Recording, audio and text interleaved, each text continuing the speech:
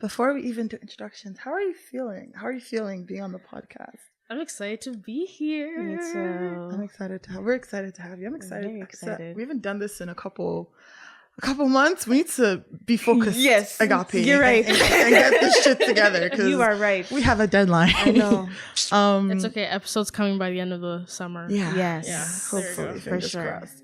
All right, let's do introductions. Segolene, would you like to introduce yourself? Right before I drink Oh, water. no, drink your No, that's water. okay. No, I'm ready. Okay, so I'm Segolene. I do communications, so sometimes you'll never see my face, but you'll see me post stuff on social media. And I'm also the outreach director, so if you get an email, it might be for me or not, but you'll never know. You'll never know. I'm Agape.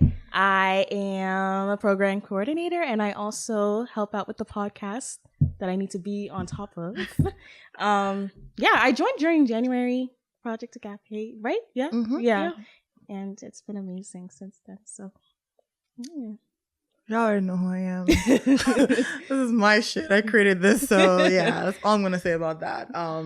But no, I love having you both on the team. We've had like some like really, really like fully key people in PA, but for the first time, I kind of feel like we have a good team and a committed team and people who actually care about this work and the growth. And you've both done so much already, so I appreciate you both so much for your time. I know it's the end of the day too, so thank you for making the time to do this. It's really, really important, so I appreciate you both. Thank you. This face is not a look of disgust, by the way. I'm really bad with like compliments and stuff, so thank you. I'm gonna give you a lot more now that I know that. Get used to it. All right, so today, just a couple things before we get started. This podcast is recorded and offers gratitude to the Algonquin Anishinaabe territory and the Algonquin Anishinaabe people and the entirety of Turtle Island. We thank you for this space and being able to create Project Agape and host and be in this space. And lastly, this conversation, we're going to talk about consent and sex education today. So we may talk about things involving gendered violence, intimate partner violence, feelings of worthlessness, self-esteem, how we've grown up with like trauma. Those might come up. So if they do, please take care of yourselves. We'll always have little links in the description with like resources for self-care. And yeah, take care of yourselves. Be kind to yourselves. Listen to yourselves. This is too much. You can pause. We're not going to know. So just do right by yourself. And on that note, let's get into it. Woohoo. So I guess the first thing I kind of wanted to talk about, we're going to talk about two main things. The first part of it is going to be just general consent education. The way that the podcast works is we like to talk about information through experience. So that's how it's going to work with this conversation. And I know that a lot of the times, especially over the last couple of years, we've learned different things about consent, many things, generic things like, freely given and expressive and all these things. But I know that especially like for Black women, consent might have meant a lot of different things to you growing up. It might still mean a lot of different things. So my first general question is, what does consent look like to you, and how do you navigate it like in your daily lives with work, family, friends, relationships, all that fun stuff? Okay. Consent for me is a boundary that you give to other people, not only your friends and families, but like just strangers in general, like anyone. You don't want them to pass that boundary, and just something that makes you comfortable and you're releasing it to the world. Yeah, kind of. Yeah, like that.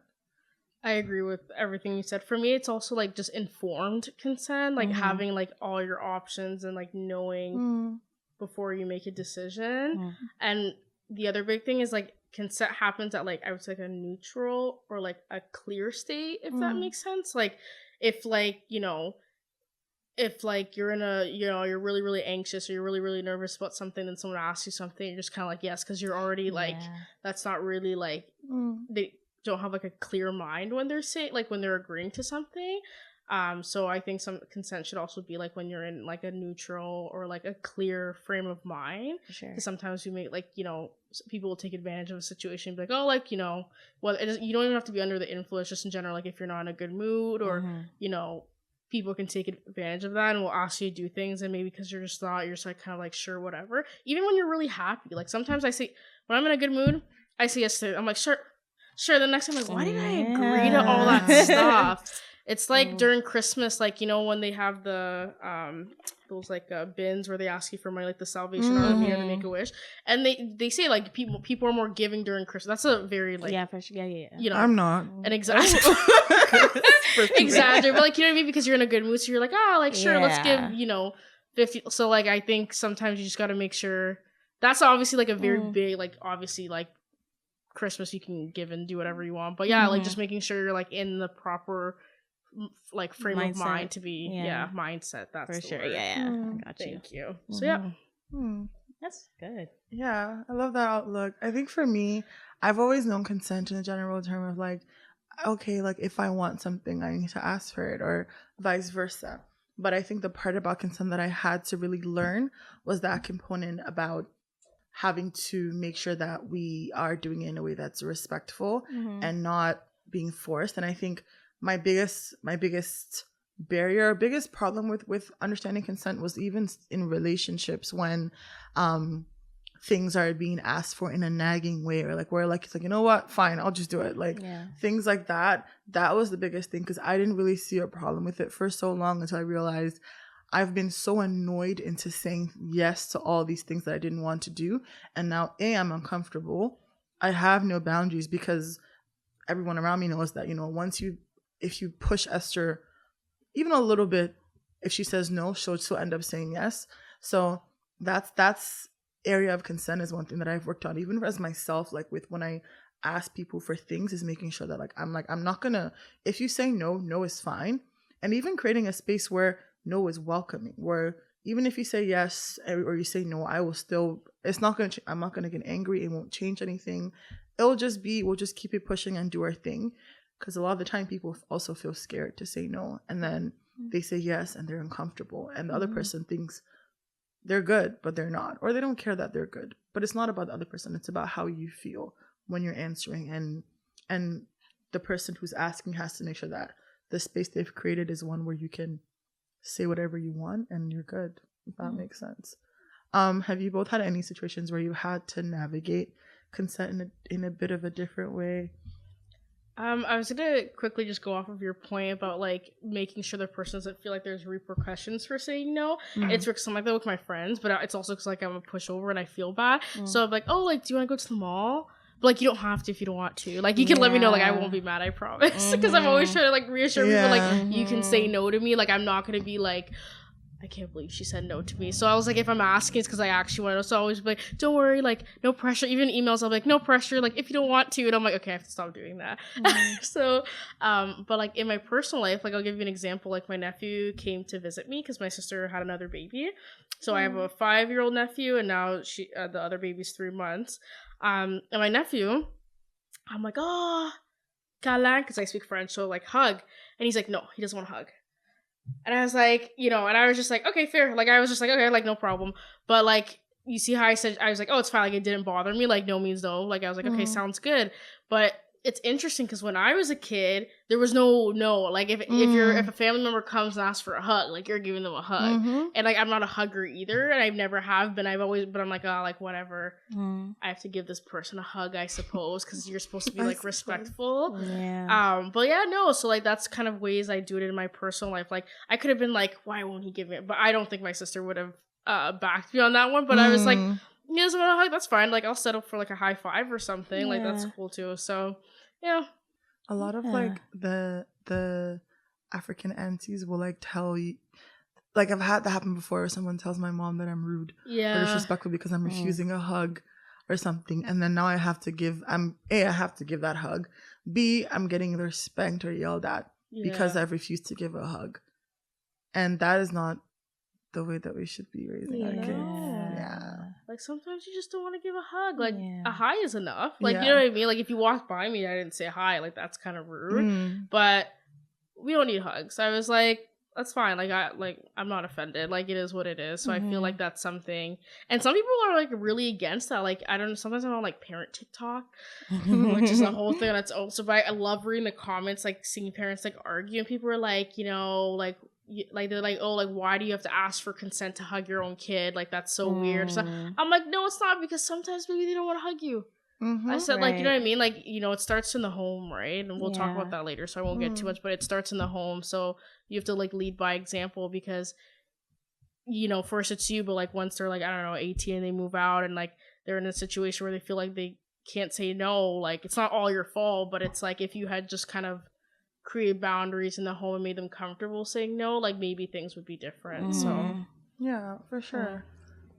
Honestly, I completely agree with everything that was said here. I feel like as I was a kid, my opinion of consent, like my ability to even give consent and what I thought consent was, has definitely changed as I got older. Like you said, when I was a kid, what is consent? Like, you can't say no, right? To anyone, especially people that are older than you. You can't say no. Wash the dishes, yes, ma. Greet your uncle, yes, ma. Everything has to be a yes. Like, if you say no, you're rude, right? You're a disrespectful child. And then now it's like, I'm 20, like I'm old, I can make my own decisions, so I don't want to greet Mr. whatever. I don't want to greet his. I don't want to greet him. I don't want to go over to him. And also, my ability to give consent has also changed, and my like view on consent. Like, I can actually, like, I can say no now. Like, that's crazy. Like, I can say no to my mom, and she's not gonna give me the look. She's not gonna purse her lips or anything like that. She might, you know. But she knows there's nothing. But she knows, like, it's not that deep, first of all.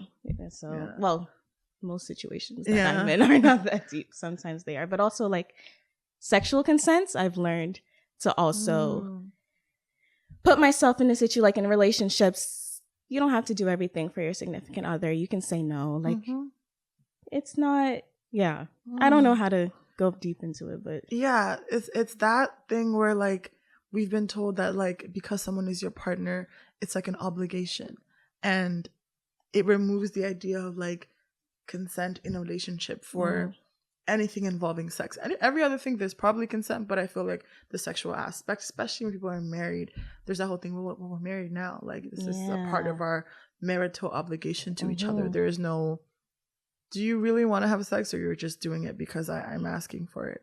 It should be, I really want to have sex, and I'm enthusiastically, I'm happy to do this. I'm not doing this because you're forcing me, or because I feel bad or I feel guilty. I should want to do this, and if I don't, then that should be okay.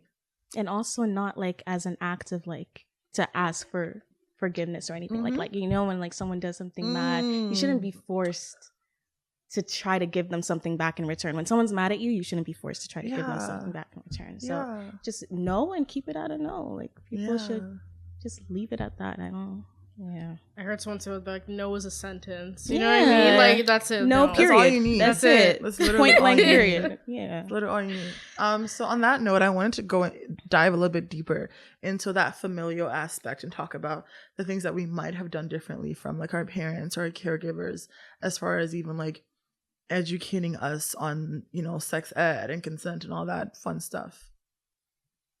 Any thoughts? Like, about the consent, like, education part, or just more like family? Just like, think about how the ways that you were raised, the way that you were raised, and the way that you were taught about different things, even boundaries. What would you do differently, and what would you do going forward, as far as like creating a space where positive conversations surrounding consent and boundaries and sex ed are like important and are made there apparent and real for people like your nephew and things like that. I think if saying no had been more of an option, I wouldn't have, and I'm not like, I think it would have, a lot of situations would have played out differently. Like, I know myself, I'm very much like a pushover. Not anymore. Like, I've definitely grown up mode, but till this day, like, I am kind of a pushover, so I feel guilty. Like, I still, now I'm better at saying no, but I feel bad about it. Like, I may not say it to them, but I'm like, oh my God, like, why couldn't I just say yes? Like, this, it makes me uncomfortable, like, setting boundaries. So it's just one of those things where I have to keep working at it. But like, yeah, I think if I had, like, boundaries was like a thing growing up, like, I think I would have a better relationship with my family. Like, I still talk to them and stuff like that, but like, it's like your whole life your parents are like treating you one way, and now you're an adult and they want to be your friend. And I'm like, it's weird. Like it's weird now. Like we can't be friends. Like, you know what I mean? Like I was like it's the bridge isn't necessarily like burned. Like I'm only 23, so like you know, are but so young. Oh my god, I'm yes. an old woman. You're not Anyway. even. I'm actually 22, so I still have some time. The Virgo season's coming up, so I'm so old. Sorry. But no, so it's just kind of like I think things would have been different For sure. and I wouldn't feel guilty saying no to stuff. Like sometimes people will text me and I'm like, like for example, my supervisor was like, "Hey, like, do you want to come in today?" I'm like, no, I actually couldn't come in today, but usually I'll say yes, right? Because I'm like, well, like I'm just sitting at home, like I could just come in and like make extra money, but I'm like, no, like I'm trying to stay home and sleep and do nothing. Yeah. So yeah. But like if you just say no, period, it's rude. I put a heart after. I go no. I'm saying like I love it that. shouldn't be seen as rude. Yeah. But especially over text, it's just like if I got a no, period, I'd be like, wow. That's why you put a heart. I go no. No, but that's And I even put a worse. heart. That's like Because then it's like, oh, like she said no, but like she's being nice about it. no, period, and then a heart. No, there's no period. Just okay. heart. No. That's even worse. So like my sister was texting me. She's like, oh, like can we go watch a movie Sunday morning? No.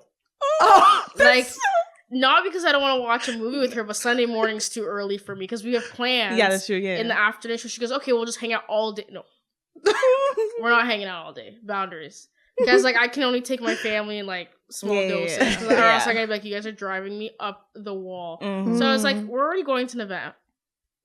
We'll go watch the movie another time. So and then she's like, sure, text me, so I'll get back to her later. Put my phone on do not disturb. So we'll figure it out. Honestly, as a kid, I like on it. Okay, I don't want to bash anyone because honestly, I actually grew. My mom, best woman ever. She taught me like. Not how to say no necessarily, but how to like watch out for things that are a little bit sketchy. Like I remember I was like 15 and there's this old man. He goes to our church. He's a part of our congregation, right? And we went to the beach one day. We went to Petrie Island. We were having a barbecue. He was wearing full on, what's it called? Speedo. Okay. All right. So everything was showing. All right. He was in the pool. Mind you, he has 2 children. Okay. And he was just like going around, doing swimming, whatever. I was just there. I was minding my own business. And then he asked me to take a photo of him. Okay. I'm like, that's weird. Yeah. There are many other adults here. You can ask them. I'm 15 years old. You don't need a photo from me. I took the photo still because like, how can I say no? That's in that position. I can definitely say no, right? Yeah. I should have learned how to say no. But in that position, it's just like, that's me. And I'm 15. He's an elder. He's a deacon. Like, you know, like... Yeah, so he just wants a picture. Yeah, so I took the photo, even though I was like, "That's weird." I still took the photo, and then he was like, "Okay, send it to me over WhatsApp." So that's how he got you. That's how he got and I was like, "You know what? You're right. How are you gonna get the photos?" Like, I didn't know AirDrop was a thing. I didn't know all that. So he gave me his WhatsApp. I sent him the photos. That was done. The next day, or maybe like a couple of days later, he's now asking me, "Oh, I got a job. I was wondering, would you like to go on a date?" With a 15-year-old. I'm 15. Jail. I might even be 14, but I'm Jail. 14, 15. Okay? No. Mind you, like, marriage ruined everything. Children gone. Like, you know, it didn't end up well for him. But I don't even know how I'm supposed to say this. But it didn't. Talk your shit. Talk your shit. It didn't end up well for him. But immediately as I saw that, I was like, okay, something's wrong. Yeah. I told my mom. So I'm really grateful for the fact that my mom brought me up in a way that I am able to like navigate when something's bad or when something is wrong. But like as for consent, like I just always say yes. And even now I always say yes to people, even when I'm not feeling it. I just always say yes. But I just don't want to be rude, you know? Yeah. I don't want to be seen as a mean person. You're gonna be a villain in someone's story, though. Yeah. Like, even if you're saying yes, you might be in someone's story. That's true. Yeah. That is true. You can do yes, you do one thing wrong, and they're gonna say, "Oh my gosh, she's like the worst person in the world." So at least at least you're keeping the same energy, right? Yeah. You're right. Because you're always gonna be a villain to somebody, right? And you just have to accept that. Like it sucks the way you're like, "Oh my god, like I don't want people to hate me," but honestly, it's fine. I had a girl from high school. I won't get too much, I won't give her that much credit and talk about her too much on this podcast. But she reached out to me, and like we ended up squashing it, but like.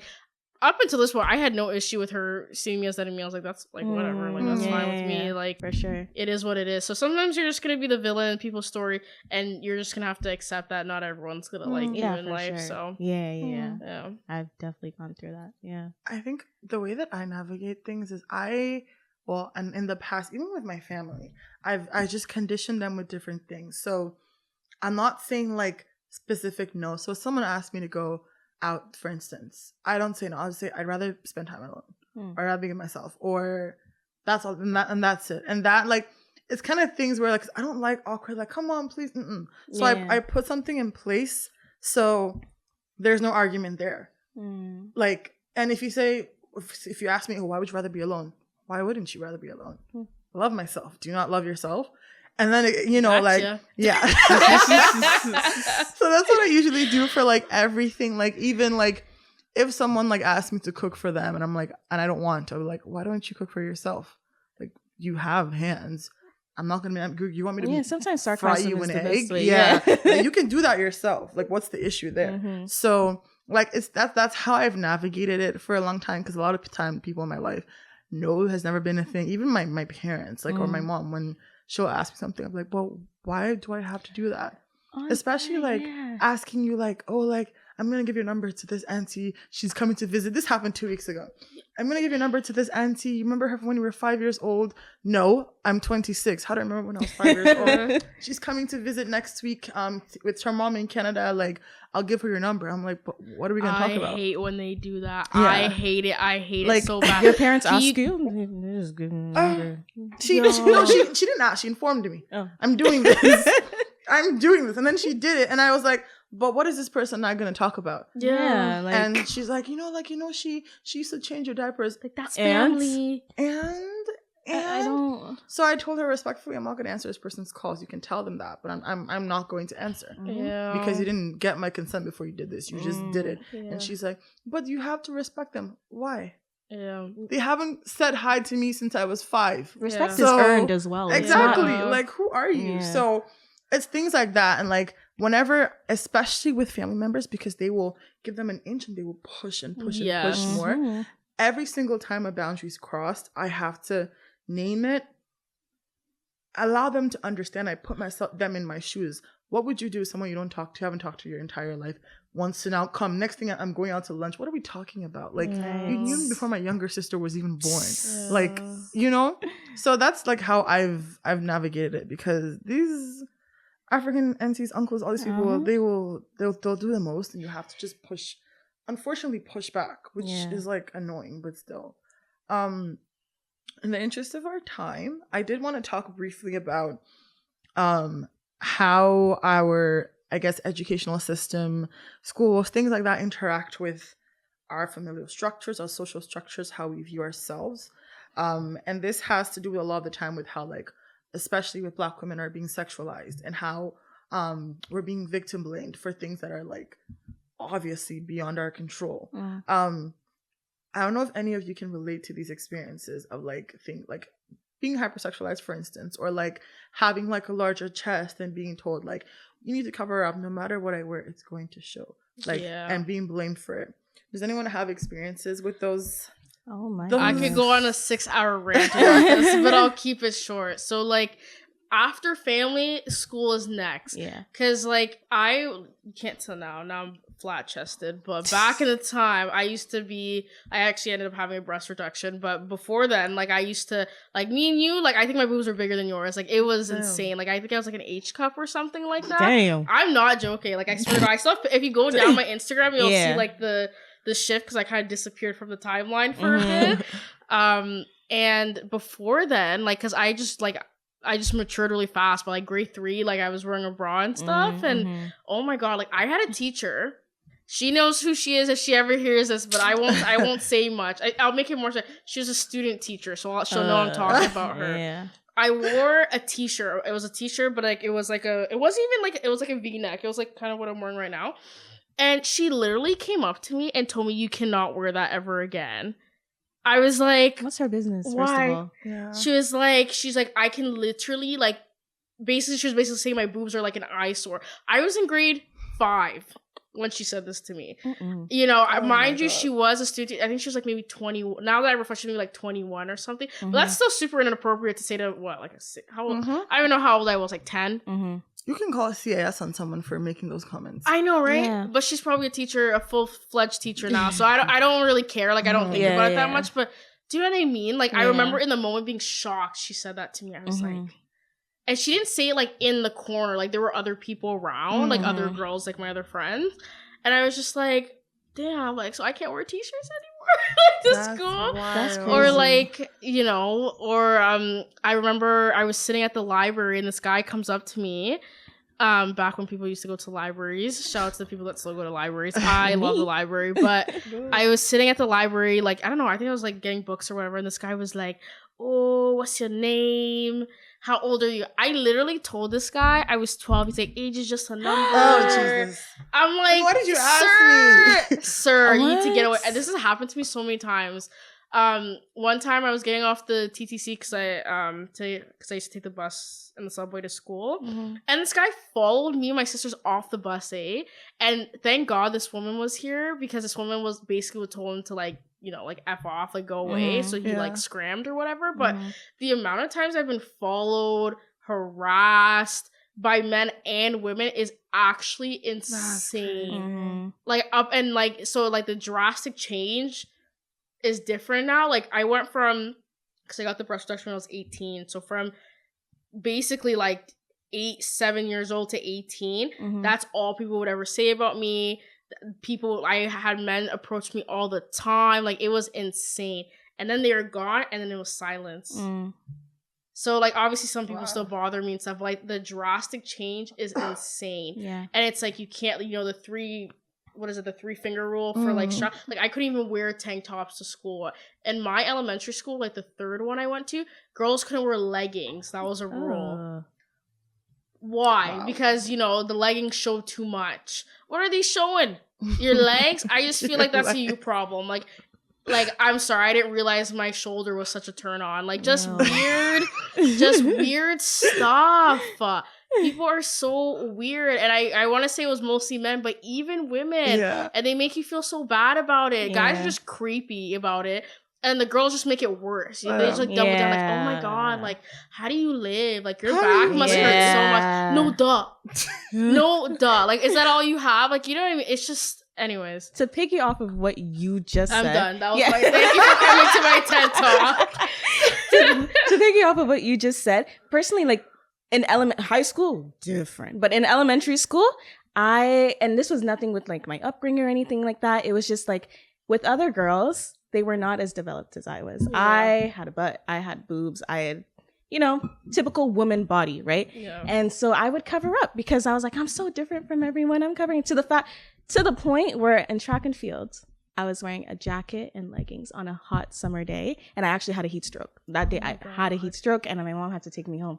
So I never like had that because I always covered up. But then high school came. Somehow I got this new burst of confidence and I stopped covering myself up. I wore everything, and it's the teachers that would give looks and that would judge you at the same time. How are you? You're looking and you're also judging. I don't understand. Dirty. So, but no one's ever physically come up to me and been like, "You can't wear that," whatever. Because, you know, I own this school. Like, I'm not gonna lie, I own this school. Like, no one could tell me anything. But yeah, that's my story. No